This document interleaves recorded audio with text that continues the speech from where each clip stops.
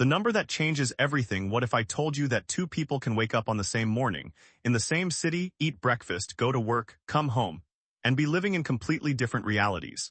Not different in the way people usually mean. Not just one has a nicer car. I mean different in the way that one of them is quietly terrified every single day, and the other one has never once checked a price tag in their adult life. Same city, same sky, same country, completely different worlds. Today, I want to show you what money actually looks like across 5 income levels, from $25,000 a year all the way to $25 million. Not as statistics, not as politics, as lived reality, because once you see these numbers side by side, you can't unsee them. Chapter 1, $25,000/year, the treadmill. Let's call him George. George is not lazy. George works a full-time job, 40 hours a week, as a security guard in downtown Atlanta. He earns $12.50 an hour, which is almost double the federal minimum wage. Let that sink in. He's doing better than minimum wage, and this is what his month looks like. $2,083 comes in, taxes take their cut, he's left with around $1,764. Housing eats $850 of that. Because here's the rule most landlords now use, you have to earn 3 times the monthly rent to even qualify. George can't afford to live alone, he needs roommates. He drives 20 minutes to work. No train, no bus, no other option. So he's already behind before his shift even starts, maintaining an older car, paying insurance, buying gas. That's another $313 gone. Food, $313 a month. That's not McDonald's every day. A single McDonald's run is $7 minus 8. $313 buys him 13 days of fast food. The rest of the month, he's buying beans, rice, ramen, PB&J. He goes to the store that's available in his area, which, in lower-income neighborhoods, often means fewer fresh options and higher prices per unit. And no, he doesn't qualify for food assistance. His income is just barely above the cutoff. Healthcare is next. Even with government programs, he's spending roughly 10% of his income on medical costs and skipping things he can't afford. Dentist visits, specialist appointments. The prescription, that's $40 too much this month. After all of that, after housing, car, food, and health, George has almost nothing left. No emergency fund, no savings. No rainy day money. A flat tire isn't just inconvenient, it might be the beginning of a debt spiral. A surprise medical bill isn't a setback, it's a month underwater. And here's the part that doesn't show up in any spreadsheet. Living like this is cognitively exhausting. Every decision has to be calculated, every purchase weighed against 3 others. You're running mental math constantly, not because you want to, because you have no choice. That mental load has a cost. And George is paying it every single day. Chapter 2, $40,000/year, the middle that feels like the edge. This is Simon. Simon earns $40,000 a year, which is right around the median income for a single earner in the United States.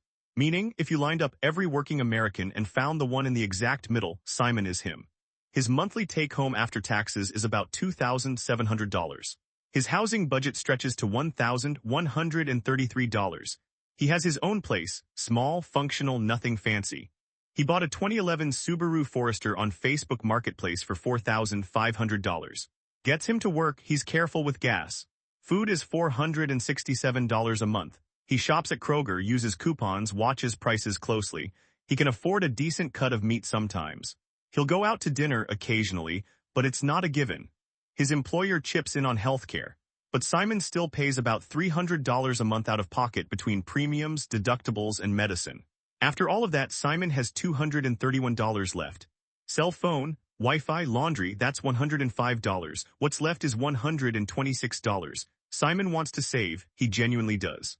But here's the truth, he probably doesn't, because he also wants to see a movie, have a drink with friends, subscribe to 2 streaming services like everybody else, have something that resembles a life outside of work. And $126 doesn't cover both saving and living. Simon is doing better than George, but not as much better as you'd think.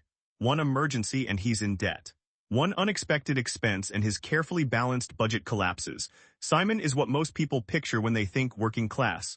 The thing is, Simon is the middle. Chapter 3, $100,000/year. The illusion of arrival, 6 figures. The number people chased, the milestone that felt like freedom. This is Tim. He earns $100,000 a year in sales, top 10% of earners in America. His take-home is just over $6,000 a month. He's been saving for 10 years to buy a home. After months of searching, he finds a 1-bedroom condo in Atlanta for $260,000. With the mortgage and condo fees, it's $2,700 a month, just over 30% of his income. He drained his savings for the down payment. He drives a BMW. Not because he's reckless, because he finally can. Car payment, insurance, gas, roughly $1,300 a month total. Food is $916 a month. He doesn't stress about grocery prices the way George does. He gets fresh produce. He orders DoorDash sometimes. He's reached the level where money starts buying him back something precious: time. Healthcare is $500 a month. His employer covers a portion, but not all. He can't go out of network. He still has to think about it. After all the big expenses, Tim has money to invest. He has actual savings. If the car breaks down, he can handle it. He goes on vacation, strategically chosen, budget-conscious, followed by a couple months of recovery saving. But he goes. And yet $100,000 doesn't feel like what it used to. Not when a starter home in a decent neighborhood costs $300,000. Not when healthcare costs keep climbing. Not when you're still making actual decisions about money, even if they're easier decisions than George's. Tim is comfortable. Tim is genuinely doing well, but Tim is not rich. That distinction matters more than most people realize. Chapter 4, $1 million/year. When money starts making itself, Noah earns $1 million a year. Private equity, works 70-hour weeks, closes large deals.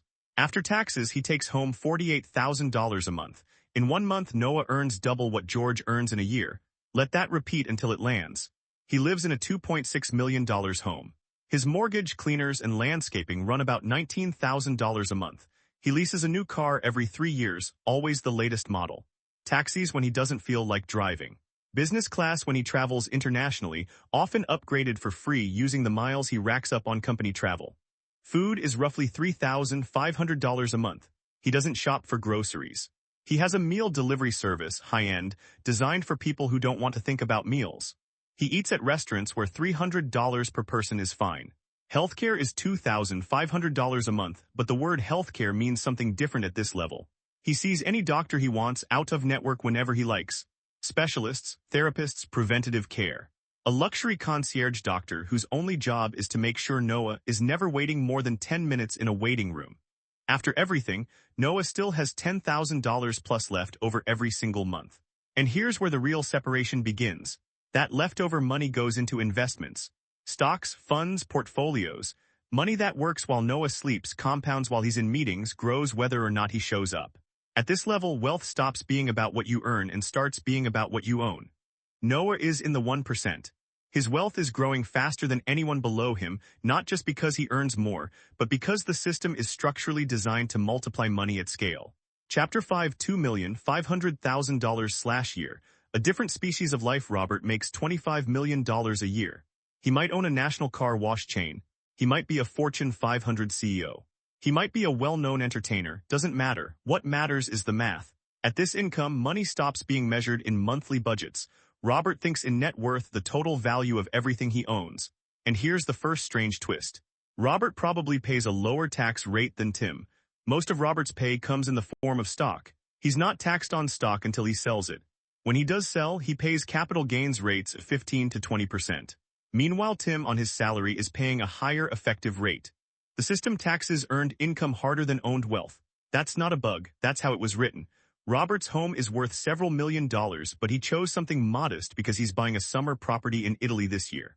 The mortgage and staff, housekeepers, a landscaping crew, a house manager who coordinates all of it, run $19,000 a month. He's never thought about that number. He has a full-time private driver. Salary. $51,000 a year, that's more than George earns. Robert spends that to never sit in traffic. When Robert needs to fly from Atlanta to New York for a meeting, he charters a private jet. 2-hour flight. $27,000. To put that in scale, that $27,000 feels to Robert the way $43 feels to Simon. It's an afterthought. Robert doesn't cook, he doesn't shop. When he opens his refrigerator, everything is already there, planned by his nutritionist, purchased by his house manager, prepared by his personal chef. His doctor is on call year-round, comes to his home, charges $20,000 a year just to be available. Last year, Robert replaced all his front teeth with veneers, $28,000. To him, that felt like what $28 feels to George. He donates $500,000 to his family foundation, which also happens to give him excellent tax breaks and gets his name engraved on buildings. He has a secondary residence in Lake Como. Monthly cost, $30,000. He paid $50,000 to join an elite private club in New York, plus $17,000 a year in dues. Because access matters at this level, access to people, deals, and circles that don't advertise their existence. And after all of that, the home, the staff, the jet, the chef, the doctor, the art, Robert still has money pouring into investment portfolios that compound into more wealth automatically every single day. Almost every stressor most people live with, Robert has paid it away. The part that's hard to look at directly, here's the comparison no graph can fully capture.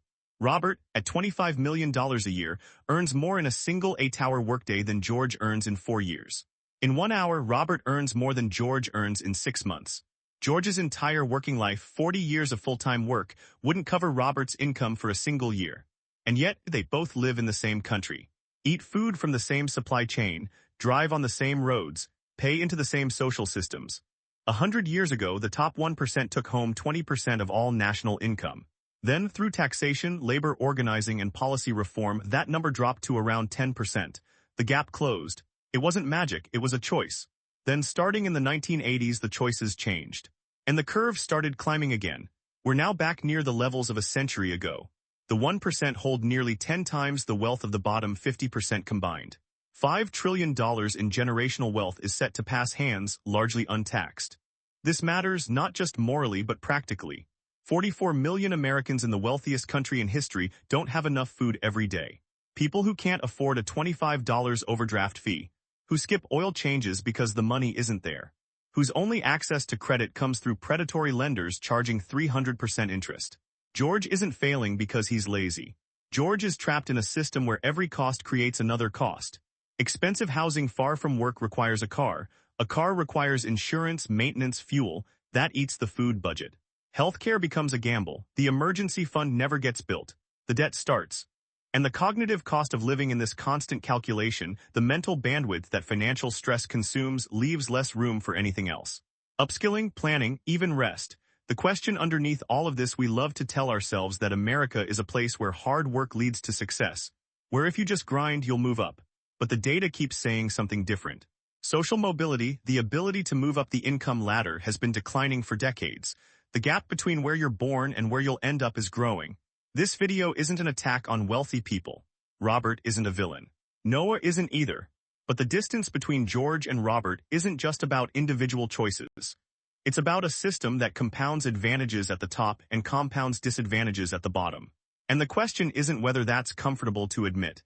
The question is, what do we do with the discomfort? Because 100 years ago, people looked at the same problem and decided to change the rules. They did it. It worked for a while. The math is the same now. The choice is whether we're paying attention.